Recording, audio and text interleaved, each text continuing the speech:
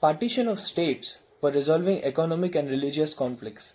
The elementary idea behind this is fostering peace by dividing groups that don't play well together.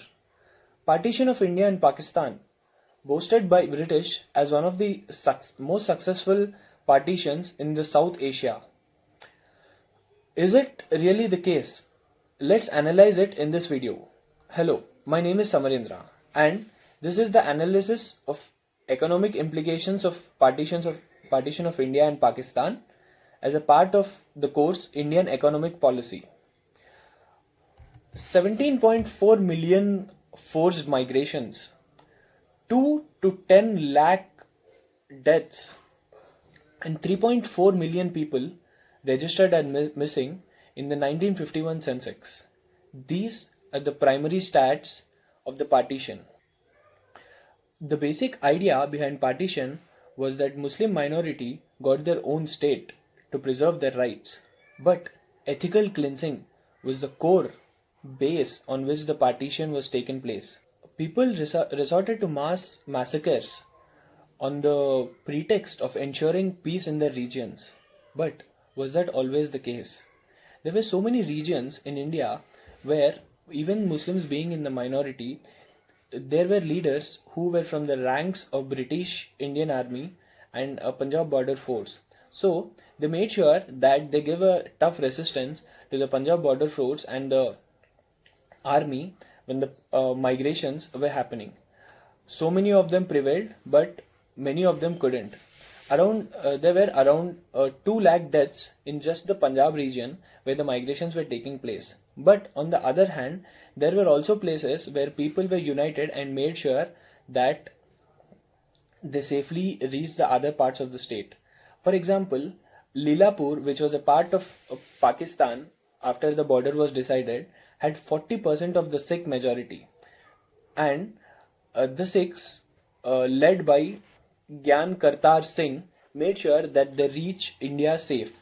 They travelled in columns of 40 to 60,000 people, and they were totally surrounded by people safeguarding them with spears and weapons. And Sikh, they walked for 20 miles each day to make sure that they reach India. And these were the people who settled in the princely Sikh states of Gurdaspur, Amritsar, Jalandhar, Hoshiarpur, Ludhiana and Firozapur. This was the first time in the history that a few regions saw more than 50% of the Sikh population. And the implications on the trade. Modern cities, which were original Muslim capitals and patronage centers, these were the places where there was competition among different religions for trade. So, as this partition occurred, the majority saw the partition as a chance to eradicate minority competition. So, on the pretext of ethical cleansing, the minority population was massacred to ensure that there was no competition. But on the other hand, medieval port cities where the Muslims had an advantage of traveling to Makkah and the trade links there, and they also had combat experience. So these were the places where the religions learned to coexist, and which is still happening. And the partition has different implications on the eastern side of India.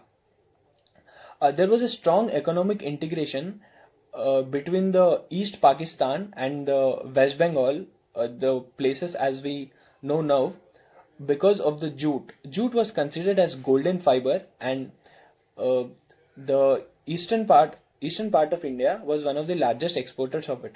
Once the partition was done, the situation was that the jute mills were in the today's area of West Bengal, and the jute fiber production was in Bangladesh. So that cut off the trade links, and there was a huge spike in the jute rates in the world market. But eventually, West Bengal started growing its own jute. But the interesting thing is that the places where the jute production was started were the places where people migrated from East Pakistan, showing that the knowledge was transitioned from East Pakistan to West Bengal. And this was one of the trade implications, and even the literacy had a huge implication on on the partition. As a part of the partition, many literate Hindus from Pakistan have migrated uh, in place of the Muslims who were comparatively less literate, who migrated to Pakistan. So that was one of the reasons how the northern provinces of Punjab had many literate people, and this was a important factor in making Punjab the granary of India after the Green Revolution, because the literate people were able to take advantage of the technology implemented by the Green Revolution after the 1960s. And this has also had some good impact on Karachi, because Karachi saw people 6 lakh people migrating from India, and 52% of them were literate, which accounted to 91% of the all literate population in Karachi. So this was an attempt to analyze the economic and social impacts of the partition.